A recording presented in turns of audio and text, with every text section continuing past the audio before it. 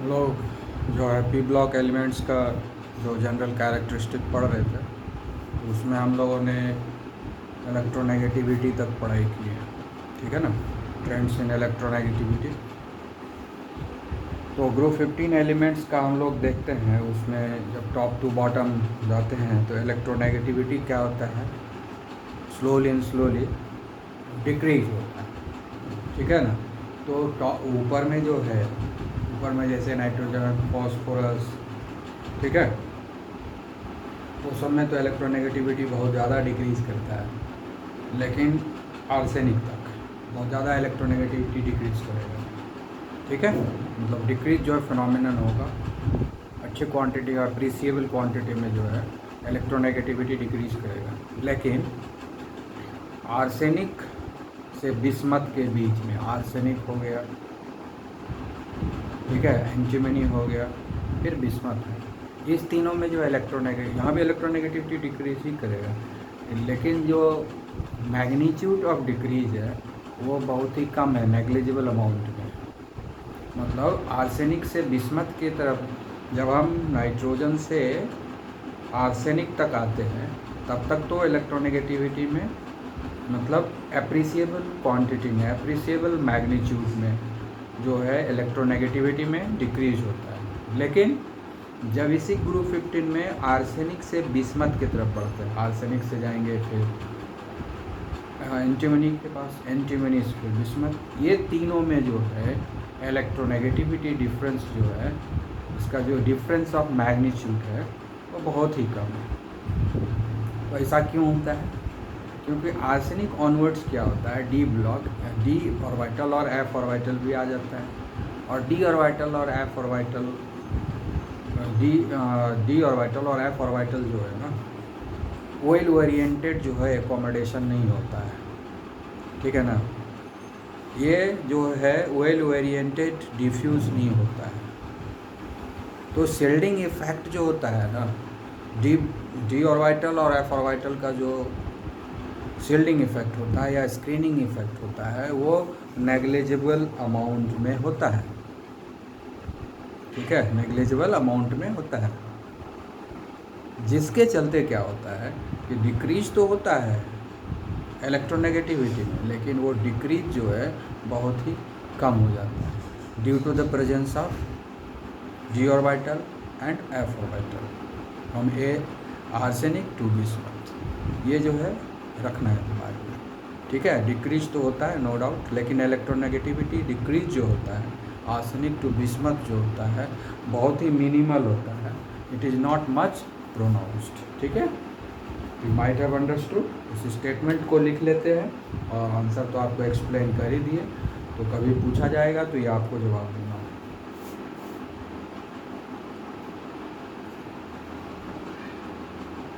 Amongst the heavier elements, among the heavier elements, arsenic to bismuth,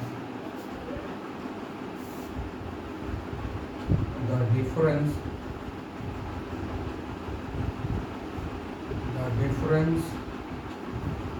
in electronegativity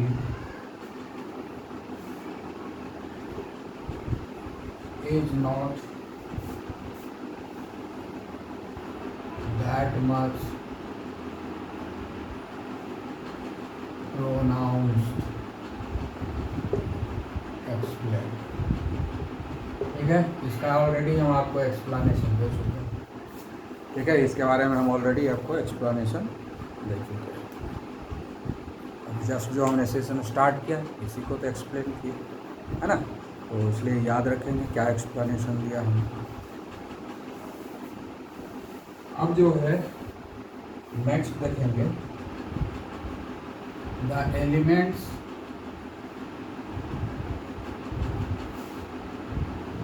of group 15 are less metallic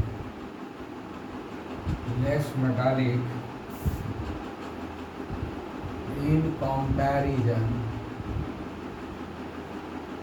to the corresponding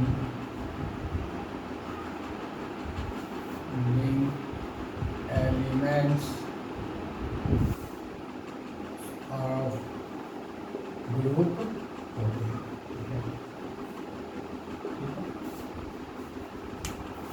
इसका तो data हम लोगों ने बहुत बनाया है। मतलब इसमें कहा गया है कि इधर ग्रुप 14 है और इधर ग्रुप 15 है, ग्रुप 14 एंड ग्रुप 15, ठीक है। तो अगर हम इस दोनों का मेटालिक कैरेक्टर का बात करेंगे, हम लोग इधर से इधर जा रहे हैं, left to right. Metallic character का अगर हम बात करें तो किसमें मेटालिक कैरेक्टर ज़्यादा होगा, इसका डेटा हमने प्रीवियस लेक्चर्स में हमने बता दिया है। तो आज डेटा हम नहीं लिखेंगे, डायरेक्टली हम आपको एक्सप्लेन करेंगे, ठीक है। तो जब आप लेफ़्ट टू राइट जाएंगे, है ना, लेफ़्ट टू राइट जाएंगे तो क्या होगा, एटॉमिक साइज इंक्रीज डिक्रीज करेगा, ठीक है। इसका एक्सप्लेनेशन क्या है, एटॉमिक साइज क्या करेगा, डिक्रीज करेगा, ठीक है। इससे इसमें जाएंगे, या एटॉमिक साइज क्या है, ग्रुप 14 का ज़्यादा है ग्रुप 15 से। Screening effect remain same, screening effect group 14 equal to group 15, दोनों में स्क्रीनिंग इफेक्ट सेम होगा। उसके बाद जो नेक्स्ट क्या होगा, नेक्स्ट जो देखते हैं न्यूक्लियर चार्ज। न्यूक्लियर चार्ज क्या होगा, ग्रुप 14 में कम होगा ग्रुप 15 से, ठीक है। तीसरा चीज़ हम लोग देखते हैं इलेक्ट्रोनेगेटिविटी, ऑलरेडी पढ़ चुके हैं, ठीक है। इलेक्ट्रोनेगेटिविटी जो है ग्रुप 15 का ज़्यादा होगा, ठीक है। तो ये सारे फैक्टर्स जो है, सारे फैक्टर्स मिला करके यही बताता है कि जो ग्रुप 15 जो है लेस मेटालिक है। आखिर मेटालिक मतलब क्या होता है, मेटालिक किसको बोलते हैं, मेटालिक लेस मेटालिक मतलब इसमें मेटल का कैरेक्टर कम है, तो मेटालिक कैरेक्टर बोलते हैं किसको, है ना। तो वो भी जान लेते हैं हम लोग, मेटालिक कैरेक्टर बोलते हैं किसको, metallic character. Metallic character is nothing but it's a tendency, है ना, it's a tendency to loss electron, it's a tendency to loss electron, ठीक है। That is electro positive in nature. जो इलेक्ट्रो पॉजिटिव इन नेचर रहेगा उसमें metallic character होगा, अगर electro positive character ज़्यादा होगा तो मेटालिक कैरेक्टर ज़्यादा होगा, है ना। इलेक्ट्रॉन को लॉस करने का टेंडेंसी ज़्यादा होगा तो मेटालिक कैरेक्टर ज़्यादा होगा, ठीक है ना। तो जब हम लोग ग्रुप 14 से 15 में आते हैं तो एटॉमिक साइज जो है डिक्रीज कर जाता है। तो एटॉमिक साइज जब ये डिक्रीज करेगा तो न्यूक्लियस और इलेक्ट्रॉन डेंसिटी के बीच में जो डिस्टेंस है वो कम हो जाएगा। जब डिस्टेंस कम हो जाएगा तो न्यूक्लियस जो इफेक्टिवली इलेक्ट्रॉन को अपने तरफ पुल करेगा, ठीक है। और जब इलेक्ट्रॉन को अच्छे तरीके से पुल करेगा तो उसको लॉस कराना भी डिफ़िकल्ट हो जाएगा, लॉस कराना भी डिफ़िकल्ट हो जाएगा। और लॉस कराना जब डिफ़िकल्ट हो गया तो मेटालिक कैरेक्टर कम हो गया, क्योंकि मेटालिक कैरेक्टर किसको बोलते हैं, टेंडेंसी टू लॉस इलेक्ट्रॉन। तो लॉस करने का टेंडेंसी अगर कम हो गया, मेटालिक कैरेक्टर कम हो गया, तो पहला फैक्टर तो बता ही रहा है कि ग्रुप 15 जो है लेस मेटालिक है। दूसरा है स्क्रीनिंग इफेक्ट सेम रहता है, इसका कोई फ़र्क नहीं पड़ेगा, इसलिए डिस्कस करना बेकार है। तीसरा है न्यूक्लियर चार्ज जो है ग्रुप 15 का ज़्यादा है, 14 के कंपैरिजन में ग्रुप 15 में न्यूक्लियर चार्ज ज़्यादा है। न्यूक्लियर चार्ज जब ज़्यादा होता है तो फोर्स ऑफ अट्रैक्शन क्या होता है, न्यूक्लियस और इलेक्ट्रॉन डेंसिटी में ज़्यादा होगा। जब फोर्स ऑफ अट्रैक्शन ज़्यादा हो जाएगा न्यूक्लियस और इलेक्ट्रॉन डेंसिटी के बीच में, तो उसके इलेक्ट्रॉन को लॉस कराना डिफ़िकल्ट होगा कि नहीं। तो लॉस कराना जब डिफ़िकल्ट हो गया यानी टेंडेंसी टू लॉस इलेक्ट्रॉन कम हो गया, और टेंडेंसी टू लॉस इलेक्ट्रॉन कम हुआ, इसका मतलब मेटालिक कैरेक्टर कम हुआ, क्योंकि मेटालिक कैरेक्टर उसी को बोलते हैं टेंडेंसी टू लॉस इलेक्ट्रॉन। ठीक है, तो ये दोनों फैक्टर होता है। तीसरा है, अब जो चौथा फैक्टर है वो इलेक्ट्रोनेगेटिविटी। इलेक्ट्रोनेगेटिविटी क्या है? Tendency to attract electron. और ग्रुप 15 का जो है इलेक्ट्रोनेगेटिविटी ज़्यादा है। ग्रुप 15 का इलेक्ट्रोनेगेटिविटी ज़्यादा है। जब ग्रुप 15 के एलिमेंट्स का, रेस्पेक्टिव एलिमेंट्स का इलेक्ट्रोनेगेटिविटी ज़्यादा है तो टेंडेंसी टू एक्सेप्ट इलेक्ट्रॉन ज़्यादा हो गया, इसका मतलब टेंडेंसी टू लॉस इलेक्ट्रॉन कम हो गया। जब इलेक्ट्रोनेगेटिविटी किसी का ज़्यादा है तो उसमें टेंडेंसी टू एक्सेप्ट इलेक्ट्रॉन ज़्यादा है, इसका मतलब टेंडेंसी टू लॉस इलेक्ट्रॉन कम है। और टेंडेंसी टू लॉस इलेक्ट्रॉन अगर कम हो गया that is called metallic character, means metallic character कम हो गया। तो ये जो चारों फैक्टर है, ये चारों फैक्टर ऑल टुगेदर ये बताता है कि ग्रुप 15 का जो एलिमेंट्स है वो लेस मेटालिक है, उसमें मेटालिक कैरेक्टर कम है। ठीक है, और ग्रुप 14 में मेटालिक कैरेक्टर ज़्यादा है। ठीक है, तो हो गया इसका explanation, you might have understood. Okay, अब हम लोग आगे बढ़ते हैं, दूसरा स्टेटमेंट लेते हैं।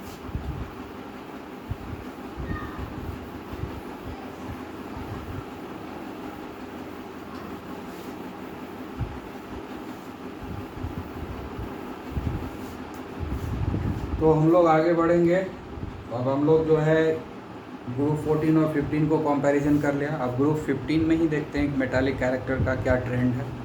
ठीक है,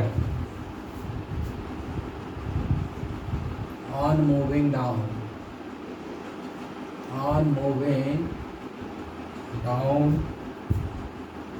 द ग्रुप 15,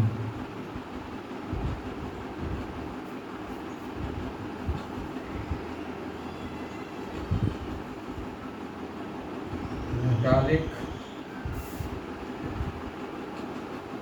character increases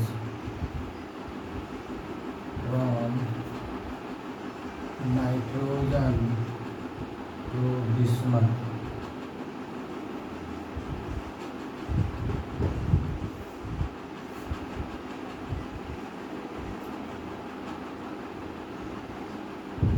दूसरे तरीके से लिख सकते हैं कि nitrogen and phosphorus are non metallic, है ना, are non metallic. Arsenic and antimony are partly non-metallic,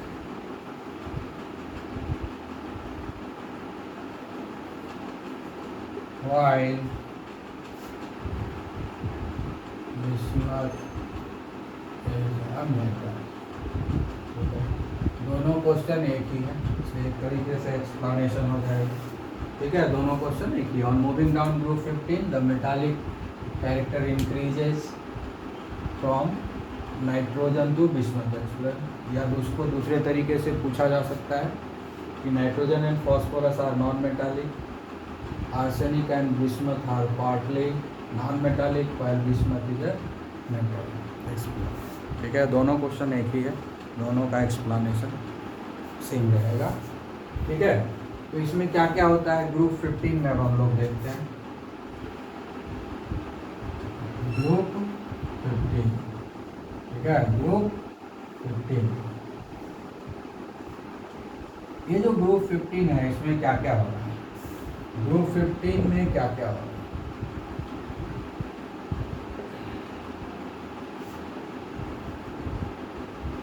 atomic size क्या होगा? डिक्रीज कर रहा है, ऊपर सॉरी एटॉमिक साइज जब ऊपर से नीचे आएंगे तो इंक्रीज करेगा। ठीक है, एटॉमिक साइज जो है इंक्रीज करेगा। उसके बाद हम लोग न्यूक्लियर चार्ज देखेंगे या स्क्रीनिंग इफेक्ट भी देख लेते हैं।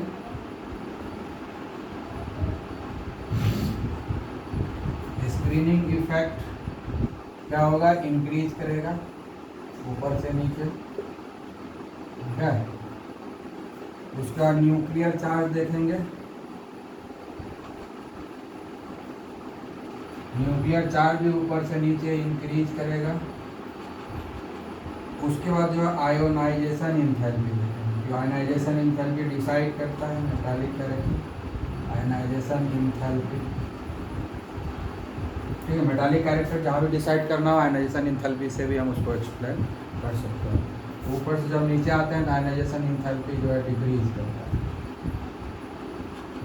ठीक है। तो इतना फैक्टर है जो डिसाइड करेगा कि ये जो है मेटालिक कैरेक्टर डिक्रीज हो रहा है, ऊपर से नीचे इंक्रीज हो रहा है। मेटालिक कैरेक्टर जो है टॉप टू बॉटम इंक्रीज कर रहा है।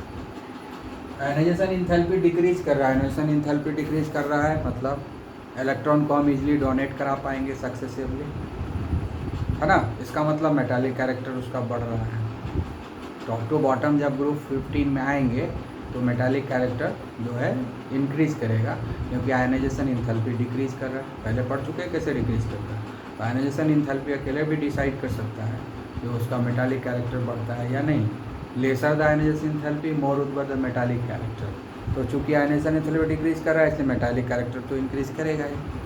उसके अलावा हम स्क्रीनिंग इफेक्ट और न्यूक्लियर चार्ज देखते हैं, ये दोनों एक दूसरे को काउंटर करता है।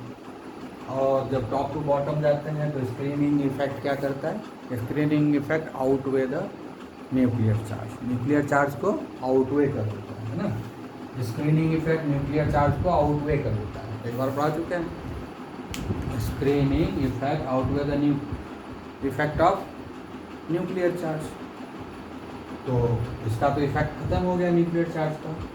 तो स्क्रीनिंग इफेक्ट का इफेक्ट क्या होता है, ये तो साइज को इंक्रीज करेगा, इलेक्ट्रॉन को लूजली बाउंड कर देगा, इलेक्ट्रॉन को लूजली बाउंड करेगा। तो इलेक्ट्रॉन जब लूजली बाउंड हो जाएगा तो क्या होगा, इलेक्ट्रॉन आसानी से डोनेट होगा। और जब इलेक्ट्रॉन आसानी से डोनेट होगा तो मेटालिक कैरेक्टर उसमें ज़्यादा होगा, इसलिए मेटालिक कैरेक्टर इंक्रीज करेगा टॉप टू बॉटम, क्योंकि स्क्रीनिंग इफेक्ट इंक्रीज कर रहा है टॉप टू बॉटम। क्योंकि स्क्रीनिंग इफेक्ट दो काम कर रहा है, एक तो न्यूक्लियर चार्ज के इफेक्ट को नलीफाई कर देता है, उसके इफेक्ट को ये बेकार कर देता है, कुछ उसका इम्पैक्ट नहीं रहता है।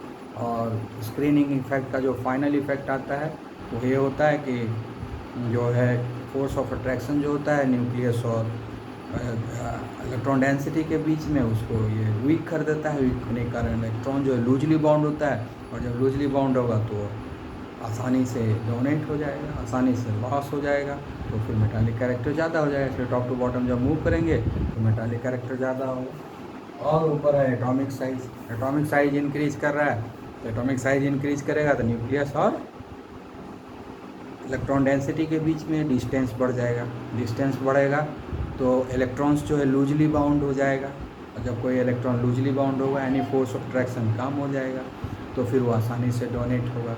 इसलिए जब टॉप टू बॉटम आएंगे तो एटॉमिक साइज इंक्रीज कर रहा है तो इलेक्ट्रॉन सक्सेसिवली लूजली बाउंड होता जाएगा, और इसलिए आसानी से डोनेट भी हो जाएगा, और जिसके कारण हम ये बोलेंगे कि मेटालिक कैरेक्टर उसका बढ़ते जा रहा है। ठीक है, ओके ओके। तो हमने ये क्वेश्चन पढ़ लिया, अब आगे देखते हैं कि क्या है। अब आगे हम लोग नए टॉपिक पर आएंगे।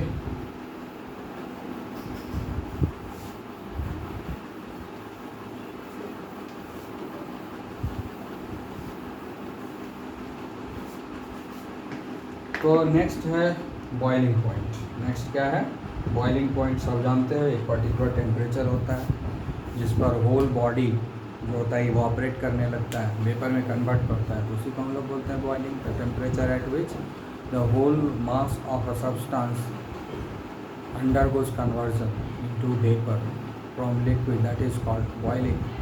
ठीक है ना। द टेम्परेचर एक 1 एटमॉस्फेरिक प्रेशर, 1 एटमॉस्फेरिक प्रेशर के ऊपर नॉर्मल कंडीशन में जब किसी का जो है वेपर प्रेशर एटमॉस्फेरिक प्रेशर के बराबर हो जाता है, जिस टेम्परेचर पर वेपर प्रेशर और एटमॉस्फेरिक प्रेशर बराबर हो जाए उसी को तो हम बॉइलिंग पॉइंट बोलते हैं, क्योंकि उसी इसमें तो होल बॉडी जो है एक साथ इवापोरेट करेगा, उसी को हम लोग बोलते हैं। And it is not a surface phenomena but it is a bulk phenomena. ठीक है। बल्क में जब कोई सब्सटेंस इवैपोरेट करता है, वेपर में कन्वर्ट होता है, तो इसी को हम लोग बॉइलिंग बोलते हैं। ठीक है, तो अब हम लोग बॉइलिंग पॉइंट के बारे में बात करेंगे, the temperature at which things get boils. ठीक है,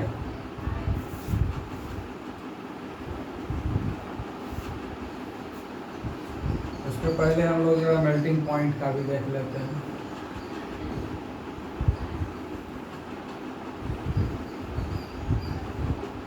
The melting point of group 15 elements. First, increases from nitrogen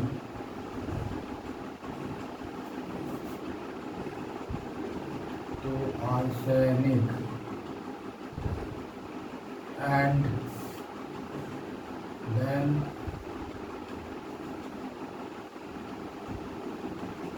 decreases to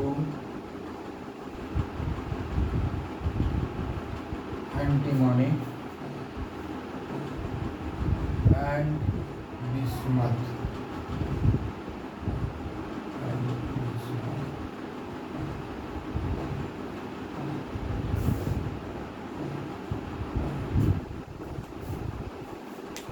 group 15 का जो एलिमेंट्स है उसका जो मेल्टिंग पॉइंट है पहले इंक्रीज करेगा नाइट्रोजन से आर्सेनिक तक और फिर डिक्रीज कर जाएगा। ठीक है, जैसे ग्रुप 15 है तो पहला एलिमेंट हो गया नाइट्रोजन, दूसरा हो गया फॉस्फोरस, तीसरा हो गया आर्सेनिक, ठीक है, उसके बाद हो गया एंटीमोनी और उसके बाद बिस्मथ।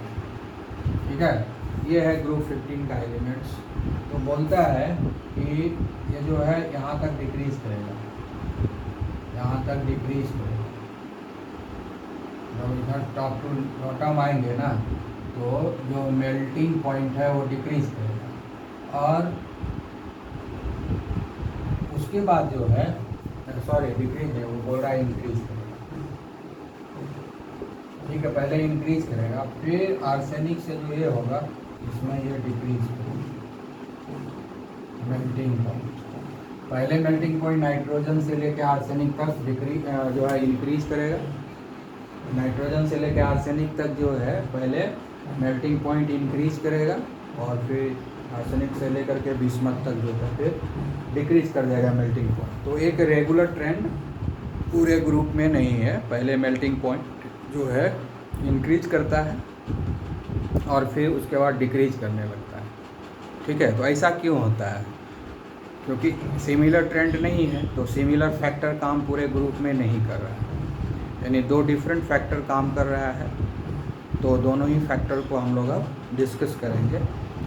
तो ये जो मेल्टिंग पॉइंट है, बॉइलिंग पॉइंट है, ये सब क्या होता है कि van der Waals force of attraction के ऊपर डिपेंड करता है ना। मेल्टिंग पॉइंट, बॉइलिंग पॉइंट, ये सब van der Waals force of attraction पर डिपेंड करता है। तो जहाँ पर van der Waals force of attraction ज़्यादा होगा वहाँ पर मेल्टिंग पॉइंट और बॉइलिंग पॉइंट दोनों ही ज़्यादा हो जाएगा। ठीक है, जहाँ पर van der Waals force of attraction कम हो जाएगा वहाँ पर मेल्टिंग पॉइंट, बॉइलिंग पॉइंट कम हो जाएगा। तो अब हमको डिसाइड करना है कि van der Waals force of attraction में क्या ट्रेंड है। यहाँ पर जहाँ तक van der Waals force of attraction increase करेगा वहाँ तक मेल्टिंग पॉइंट इंक्रीज करेगा। फिर जब van der Waals force of attraction decrease करने लगेगा, ठीक है ना, तो डिक्रीज करने लगेगा तो फिर जो है मेल्टिंग पॉइंट भी डिक्रीज करेगा। और van der Waals force of attraction तो बहुत चीज़ पर डिपेंड करता है, मास पर डिपेंड करता है, सरफेस पर डिपेंड करता है, सरफेस एरिया पर डिपेंड करता है। ठीक है ना, सरफेस एरिया के ऊपर डिपेंड करता है। तो ये सारे चीज़ फैक्टर को कंसीडर करेंगे, कहाँ पर कौन सा फैक्टर, क्योंकि प्रैक्टिकली जो होता है उसको हमको थियोरेटिकली सेटिस्फाई कर देना है। हम जो पढ़ा रहे हैं तुमको ये थियोरेटिकली पढ़ा रहे हैं, प्रैक्टिकल जो हो रहा है, प्रैक्टिकल जो एक्सपेरिमेंटली जो रिजल्ट आता है हमको थियोरेटिकली उसको सेटिस्फाई करना है। तो थियोरेटिकली सेटिस्फाई करने के लिए जो फैक्टर लगेगा वही हम अप्लाई करेंगे, है ना। केमिस्ट्री पढ़ने में यही ध्यान देना है, जब रीजनिंग क्वेश्चन रहे तो वहाँ पर यही ध्यान देना है कि प्रैक्टिकली ये रिजल्ट आ रहा है तो प्रैक्टिकली हम प्रैक्टिकल में तो यही आएगा ही हमेशा, लेकिन थियोरेटिकली में बहुत सारा जो है कारण है, उसमें से कौन सा कारण, कौन सा रीजन सूटेबल है जो इसको एक्सप्लेन कर सकता है, हम उसी रीजन को ढूंढ करके वहाँ लिख देंगे, बस यही एक फैक्टर है, ठीक है ना, क्योंकि जनरल ट्रेंड तो है नहीं यहाँ पर, ठीक है। अब देखो ये जो नाइट्रोजन टू फॉस्फोरस है ना, ये जो nitrogen to arsenic, nitrogen to arsenic क्या होता है, एटॉमिक साइज जो होता है ना, एटॉमिक साइज इंक्रीज करता है, एटॉमिक साइज इंक्रीज करता है। तो जब एटॉमिक साइज इंक्रीज करेगा सरफेस एरिया भी बढ़ जाएगा, तो साइज जब बढ़ेगा तो वंडर वाल फोर्स ऑफ अट्रैक्शन भी इंक्रीज करेगा, वंडर वाल फोर्स ऑफ अट्रैक्शन भी इंक्रीज करेगा, ठीक है। तो एटॉमिक साइज जब इंक्रीज करता है तो वंडर वाल फोर्स ऑफ अट्रैक्शन भी इंक्रीज कर गया, तो वंडर वाल फोर्स ऑफ अट्रैक्शन इंक्रीज कर गया तो मेल्टिंग पॉइंट भी बढ़ गया, ठीक है ना। तो सबसे पहले क्या हुआ, एटॉमिक साइज इंक्रीज किया, उसके चलते वंडर वाल फोर्स ऑफ अट्रैक्शन इंक्रीज किया। अब तीसरा हो जाएगा क्या, ये मेल्टिंग पॉइंट इंक्रीज कर गया, तो ये एक्सप्लेनेशन हो गया। अब है आर्सेनिक टू बिस्मुथ। अब इसमें क्या होता है, यहाँ से यहाँ तक में क्या होता है ये भी तो देखना होगा, क्योंकि यहाँ पर मेल्टिंग पॉइंट इंक्रीज नहीं कर रहा है, डिक्रीज कर रहा है, इसका मतलब एटॉमिक साइज वाला फैक्टर इस तीनों में काम नहीं कर रहा है ना। तो हमको दूसरा फैक्टर ढूंढना पड़ेगा, क्योंकि यहाँ से यहाँ तक इंक्रीज कर रहा है मेल्टिंग पॉइंट, तो यहाँ तक तो हम लोग देख रहे हैं कि एटॉमिक साइज इंक्रीज कर रहा है, वंडर वाल फोर्स ऑफ अट्रैक्शन इंक्रीज कर रहा है, इसलिए मेल्टिंग पॉइंट इंक्रीज कर गया, नो उसमें कोई प्रॉब्लम नहीं हुआ, नॉर्मल एक्सप्लेनेशन हो गया। एटॉमिक साइज तो इंक्रीज कर रहा है यहाँ तक, ठीक है, लेकिन यहाँ से यहाँ तक तो एटॉमिक साइज वाला फैक्टर जो है एक्सप्लेन नहीं कर पा रहा है, क्योंकि मेल्टिंग पॉइंट डिक्रीज कर रहा है। इसका मतलब कि एटॉमिक साइज वाला जो फैक्टर है उससे कोई दूसरा फैक्टर ऐसा आ गया जो कि प्रीडोमिनेंट है यहाँ पर। ये तीनों में कोई दूसरा फैक्टर, एटॉमिक साइज वाला फैक्टर को डोमिनेट करने लगा है कोई दूसरा फैक्टर इस तीनों में। तो वो कौन सा फैक्टर है जो कि एटॉमिक साइज के फैक्टर को डोमिनेट कर रहा है। एटॉमिक साइज का फैक्टर अगर डोमिनेट करता है तो इसका भी मेल्टिंग पॉइंट बढ़ता, लेकिन चूंकि यहाँ एटॉमिक साइज वाला फैक्टर डोमिनेट नहीं कर रहा है, कोई दूसरा फैक्टर डोमिनेट कर रहा है, जिसके चलते कि एटॉमिक साइज वाला फैक्टर का कोई रिजल्ट यहाँ नहीं हुआ।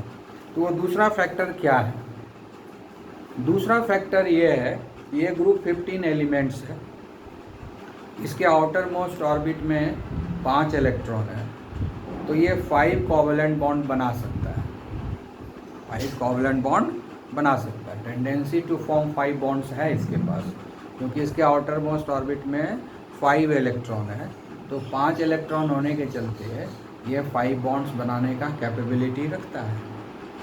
लेकिन होता क्या है कि 5 बॉन्ड बनाने की कैपेबिलिटी यहाँ तक तो ठीक है, होता है, ठीक है, 5 बॉन्ड बनाने का जो कैपेबिलिटी है वो इंक्रीज करता है वहाँ तक, लेकिन जैसे ही नीचे आता है ना, जैसे ही नीचे आता है तो इनर्ट पेयर इफेक्ट बढ़ जाता है। जैसे ही नीचे आता है क्या होता है, इनर्ट पेयर इफेक्ट बढ़ जाता है, जिसके चलते क्या होता है, अब इनर्ट पेयर इफेक्ट क्या है, इनर्ट पेयर इफेक्ट वो है जिसमें कि जो एस ऑर्बिटल होता है वो केमिकल बॉन्डिंग में पार्टिसिपेट करने से रिफ्यूज़ कर देता है। इनर्ट पेयर इफेक्ट क्या होता है, क्योंकि देखो ग्रुप 15 एलिमेंट का आउटर मोस्ट ऑर्बिट का क्या फॉर्मूला है, आउटर मोस्ट ऑर्बिट का इलेक्ट्रॉनिक कॉन्फ़िगरेशन क्या है, NH2 NP3, यही है।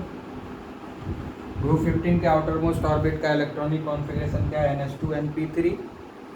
तो जैसे जैसे हम इस ग्रुप में ऊपर से नीचे आएंगे नंबर ऑफ प्रोटॉन बढ़ जाएगा, नंबर ऑफ प्रोटॉन क्या हो जाएगा, बढ़ते जाएगा, और नंबर ऑफ प्रोटॉन जब बढ़ेगा तो न्यूक्लियर चार्ज बढ़ेगा, और एस ऑर्बिटल जो होता है न्यूक्लियस के बहुत नज़दीक होता है। एस ऑर्बिटल जो होता है वो न्यूक्लियस के नज़दीक होता है, क्योंकि स्फेरिकल शेप होता है, it accommodate itself in all the possible direction, ठीक है ना। तो इसका जो ओरिएंटेशन है, प्रॉपर ओरिएंटेशन में डिस्ट्रीब्यूट है एस ऑर्बिटल, और ये न्यूक्लियस के बहुत ही नज़दीक होता है स्फेरिकल शेप होने के चलते। तो इसके ऊपर न्यूक्लियस का बहुत ही इम्पैक्ट होता है, इसलिए एस ऑर्बिटल के इलेक्ट्रॉन को डोनेट करने से रोकता है न्यूक्लियस, ठीक है ना। तो अब तो रोकता तो सब जगह है, लेकिन सब जगह रोकता नहीं है। जहाँ पर नंबर ऑफ प्रोटॉन ज़्यादा होता है वहाँ पर वो एस ऑर्बिटल से इलेक्ट्रॉन को डोनेट करने में ज़्यादा रोकता है, एस ऑर्बिटल को रिफ्यूज़ करा देता है कि नहीं तुम रिफ्यूज़ करो, तुम डोनेट नहीं कर सकते। कौन कहता है? न्यूक्लियस, ठीक है ना। तो न्यूक्लियस जो है के पास अगर नंबर ऑफ प्रोटॉन ज़्यादा होगा तो एस ऑर्बिटल को कंट्रोल इफेक्टिवली करेगा और कहेगा कि हाँ भाई ये इलेक्ट्रॉन आप डोनेट नहीं कर सकते, ठीक है ना। तो टॉप टू बॉटम जब हम आते हैं तो एटॉमिक नंबर बढ़ता है, एटॉमिक नंबर बढ़ता है तो नंबर ऑफ प्रोटॉन भी बढ़ता है, नंबर ऑफ प्रोटॉन जब बढ़ेगा तो न्यूक्लियर चार्ज भी बढ़ेगा, और जब न्यूक्लियर चार्ज बढ़ेगा तो इलेक्ट्रॉन को, एस ऑर्बिटल के इलेक्ट्रॉन को डोनेट करने से रोक देगा। तो एस ऑर्बिटल रिफ्यूज़ कर देगा केमिकल बॉन्डिंग में पार्टिसिपेट करने के लिए। इसी को बोलते हैं inert pair effect. Inert pair effect इसलिए बोलते हैं क्योंकि एस ऑर्बिटल में 2 इलेक्ट्रॉन होता है, ज़्यादा तो नहीं होता है, एस ऑर्बिटल में 2 ही इलेक्ट्रॉन होता है, और हीलियम में आउटर मोस्ट ऑर्बिट में 2 इलेक्ट्रॉन होता है और वो हाईली स्टेबल है, एक्स्ट्रा ऑर्डिनरी स्टेबल है। तो हीलियम के जैसे ही एस ऑर्बिटल में सिर्फ 2 इलेक्ट्रॉन बचता है तो हीलियम के जैसा उसका हो जाता है इलेक्ट्रॉनिक कॉन्फ़िगरेशन, और हीलियम के जैसा इलेक्ट्रॉनिक कॉन्फ़िगरेशन हो गया तो एक्स्ट्रा ऑर्डिनरी स्टेबल हो गया, और इसीलिए इलेक्ट्रॉन को रिफ्यूज़ कर देता है डोनेट करने से। इसी को हम लोग बोलते हैं इनर्ट पेयर इफेक्ट, इसी को बोलते हैं inert pair effect. S orbital में जो 2 इलेक्ट्रॉन है अगर वो अपने आप को रिफ्यूज़ कर दे केमिकल बॉन्डिंग में पार्टिसिपेट करने से, तो इस इफ़ेक्ट को हम लोग बोलते हैं इनर्ट पेयर इफेक्ट, ठीक है ना। अब ये जो इनर्ट पेयर इफेक्ट होता है जैसे जैसे हेवियर एलिमेंट होता है उसमें बढ़ते जाता है, क्योंकि हेवियर एलिमेंट में नंबर ऑफ प्रोटॉन ज़्यादा होता है, इसलिए ये जो इनर्ट पेयर इफेक्ट है वो बढ़ जाता है, क्योंकि न्यूक्लियस में प्रोटॉन ज़्यादा होता है, इसलिए एस ऑर्बिटल के इलेक्ट्रॉन को इफेक्टिवली अट्रैक्ट करता है, ठीक है। तो यहाँ से यहाँ तक तो नंबर ऑफ इलेक्ट्रॉन कम है, लेकिन यहाँ आर्सेनिक से जो है नंबर ऑफ प्रोटॉन बहुत हो गया। यहाँ से यहाँ तक नंबर ऑफ प्रोटॉन कम है, लेकिन यहाँ से नंबर ऑफ प्रोटॉन ज़्यादा हो गया। आर्सेनिक, एंटीमनी एंड बिस्मथ जो है हेवियर एलिमेंट में आता है, तो हेवियर एलिमेंट में क्या होता है, इनर्ट पेयर इफेक्ट ज़्यादा होगा, तो इसलिए उसका 3 ही इलेक्ट्रॉन, 5 इलेक्ट्रॉन है आउटर मोस्ट ऑर्बिट में, 2 और 3 5 इलेक्ट्रॉन है आउटर मोस्ट ऑर्बिट में, लेकिन उसमें से 3 ही इलेक्ट्रॉन जो है केमिकल बॉन्डिंग में पार्टिसिपेट करेगा, क्योंकि 2 तो इनर्ट पेयर इफेक्ट के चलते अब एस ऑर्बिटल पार्टिसिपेट नहीं करेगा केमिकल बॉन्डिंग में, ठीक है। तो जैसे ही 5 के जगह 3 ही बॉन्ड बनेगा हेवियर एलिमेंट में, तो उसका सरफेस एरिया कम हो जाएगा ना, और सरफेस एरिया कम होगा तो वंडर वाल फोर्स ऑफ अट्रैक्शन कम हो जाएगा, यानी सरफेस एरिया यहाँ पर एटॉमिक साइज़ के ऊपर डोमिनेंट हो गया, प्रीडोमिनेंट, ठीक है। पहला यहाँ से यहाँ तक क्या था कि एटॉमिक साइज प्रीडोमिनेंट था, लेकिन इनर्ट पेयर इफेक्ट होने के चलते जो है इसका जो टेंडेंसी है, क्योंकि यहाँ से यहाँ तक ये जो टेंडेंसी है वो 5 बॉन्ड बनाने का है, ठीक है। और आर्सेनिक से जब बिस्मथ की तरफ बोलते हैं तो 5 बॉन्ड बनाने का जो कैपेसिटी है वो जो है वीक होता जा रहा है due to inert pair effect. तो जैसे ही इनर्ट पेयर इफेक्ट बढ़ गया तो वो 3 बॉन्ड ही बनाने देगा, क्योंकि एस ऑर्बिटल वाला इलेक्ट्रॉन पार्टिसिपेट नहीं करेगा, तो पी ऑर्बिटल में 3 ही इलेक्ट्रॉन है तो वही 3 बॉन्ड बनाएगा, तो अब 5 की जगह 3 बॉन्ड बनेगा, तो इसका सरफेस एरिया कम हो जाएगा, और सरफेस एरिया कम होता है तो एरिया ऑफ कांटेक्ट कम हो गया, और एरिया ऑफ कांटेक्ट जब कम होगा तो वंडर वाल फोर्स ऑफ अट्रैक्शन कम होगा, और वंडर वाल फोर्स ऑफ अट्रैक्शन अगर कम हो गया तो मेल्टिंग पॉइंट भी कम होगा। इसी कारण है कि ये जो सेकेंड पार्ट है आर्सेनिक टू बिस्मथ, इसमें जो है मेल्टिंग पॉइंट डिक्रीज़ करता है, क्योंकि इसमें सरफेस एरिया डिक्रीज़ कर जाता है, जिसके चलते वंडर वाल फोर्स ऑफ अट्रैक्शन जो है डिक्रीज़ करेगा, और फिर मेल्टिंग पॉइंट भी कम हो जाएगा, ठीक है। तो यहाँ पर क्या हो रहा है, यहाँ पर कौन सा फैक्टर देख रहे हैं, tendency to form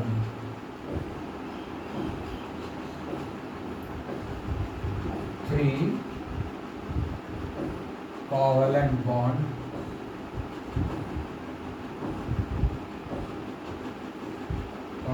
bonds and to form 3 covalent bonds instead of 5 bonds due to inert pair effect। ठीक है, तो पहला चीज़ ये हुआ। तो दूसरा चीज़ क्या हो जाएगा, सरफेस एरिया क्या हो जाएगा, डिक्रीज हो जाएगा।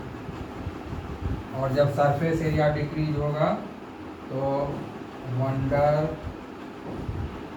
वाल फोर्सेस जो होगा वो भी डिक्रीज करेगा। ठीक है, और जब वंडर वाल फोर्स डिक्रीज करेगा तो मेल्टिंग पॉइंट डिक्रीज कर जाएगा।